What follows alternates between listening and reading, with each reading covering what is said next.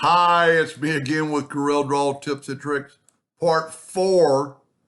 One of my viewers or subscribers sent me a much easier way, no math. And that's one thing that's really neat about the internet and YouTube. You can learn so much. I'm going to make an ellipse, and I don't care what size it is. I'm going to hit the plus key, and I'm going to move that over, and it would help if you hold down the control button, or at least get to the quadrant. And then make the plus key again and put it right there. We don't even have to rotate the way he did it. There's our shape that we've been using all day. And I'm just going to delete these, and look at that. You're done. And I mean, we'll finish it and use the, you could finish it and still use the triangulation or centering of that to make them all look the same or make them look different. So we're going to just do what I kind of did in part 1. I'm going to use the 3-point curve line, holding down the control button, and go about 1/3. And then control D. Well, no, don't even do that. Let's don't control D. Let's just make another line. So get the 3-point curve line. 3-point curve line is one of my favorite drawing tools. If you hold down the control button and then divide that in thirds. I don't know how to change this or how to make it look better. Maybe somebody else will chime in here. Let's do a little bit different. Let's use the interactive fill tool. Go across there, and let's go ahead and put black on each end. Well, you know what? Let's don't. But let's put white in the middle. And then put blue on both sides, so it just kind of looks like a shiny piece. And you could put black in both ends. Matter of fact, let's try this.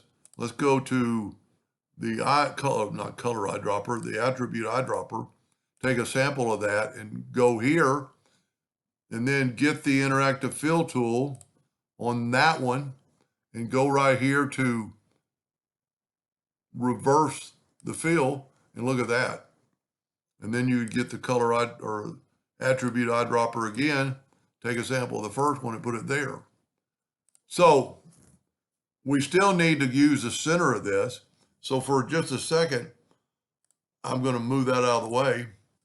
And there's maybe the way they drew it, or I drew it. See, there is a node there. Whoop, I missed that first one. Yeah, there's not a node. So let's just delete that and do what we did in the other parts. Take the Smart Fill tool. I need to make a hotkey for my I used to have one. Left click, right click, and I draw in red so the lines will be red. And by doing this, we put in some nodes, or midway points at least. And then by doing that, we can get rid of the black line. I'd go ahead and group this together, Control G, and then just nudge it right back. That's our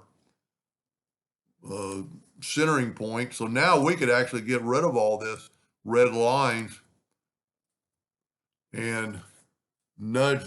I'm pretty sure that's grouped together, but nudge it back over. Control D,